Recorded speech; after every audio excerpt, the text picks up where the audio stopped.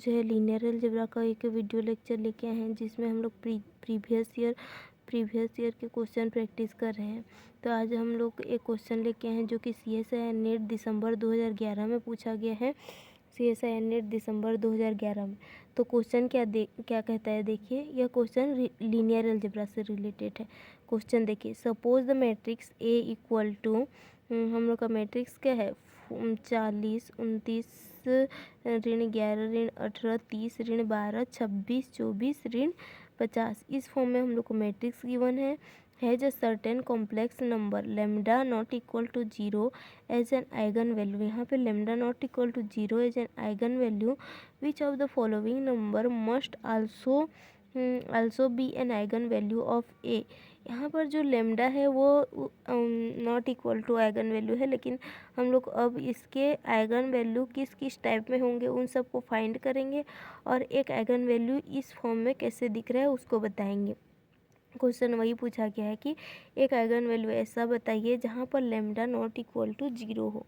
तो हम लोग सबसे पहले इस मैट्रिक्स में क्या करेंगे, तो हम लोग एक प्रॉपर्टी जानते हैं, मैट्रिक्स के सभी रो का सम और सभी कॉलम का सम एक पर्टिकुलर नंबर आए तो वह उस मैट्रिक्स का आइगन वैल्यू होता है।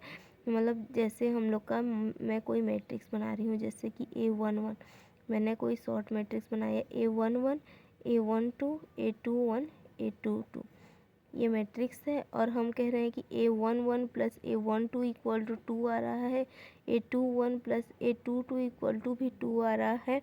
तो हम लोग का जो ये 2 है, 2 इज आइगन वैल्यू, 2 हम लोग का क्या होगा, आइगन वैल्यू होगा। तो इसी रूल के तहत हम लोग इस मैट्रिक्स के आइगन वैल्यू फाइंड आउट करेंगे। तो मैट्रिक्स के सभी रो का सम या फिर कॉलम का सम, मैट्रिक्स के सभी रो का सम लिखें या फिर कॉलम का सम लिखें, अगर सभी का एक ही वैल्यू आ रहा है तो उसका आइगन वैल्यू होगा। तो मैट्रिक्स के सभी रो, इसमें हम लोग देखेंगे जैसे कि फर्स्ट रो को जोड़िए तो इसका सम 0 है, सेकेंड रो को जोड़ेंगे इसका भी सम 0 है, थर्ड रो को जोड़ेंगे तो इसका भी सम 0 है। दैट मीन्स कि हम लोग का यह जो मैट्रिक्स ए गिवन है,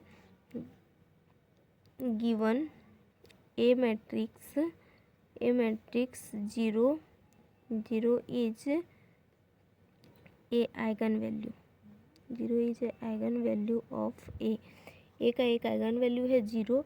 अब हम लोग अदर दो आइगन वैल्यू को फाइंड आउट करते हैं। 0 एक आइगन वैल्यू हुआ, अदर दो आइगन वैल्यू को फाइंड आउट करेंगे।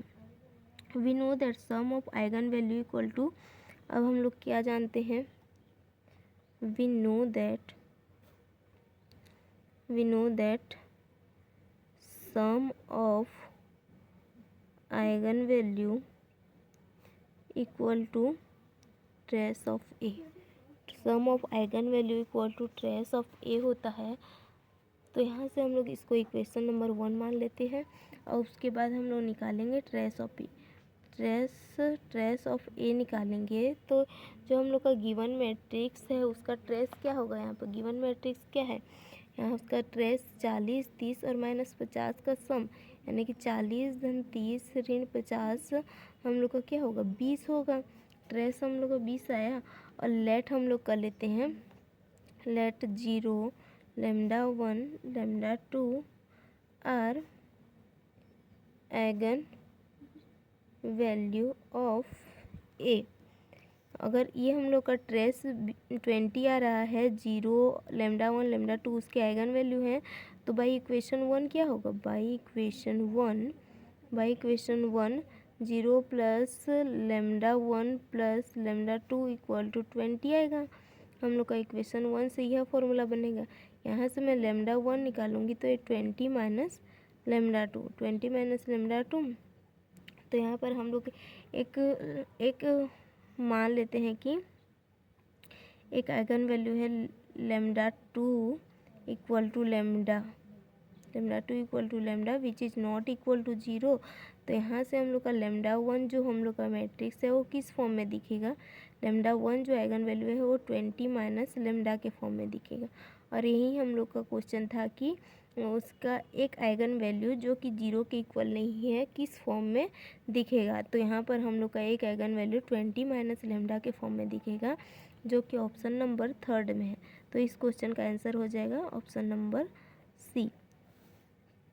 तो इसी तरह का क्वेश्चन देखने के लिए हमारे साथ जुड़े रहिए, हम और भी क्वेश्चन लेके आएंगे। तो थैंक यू सो मच।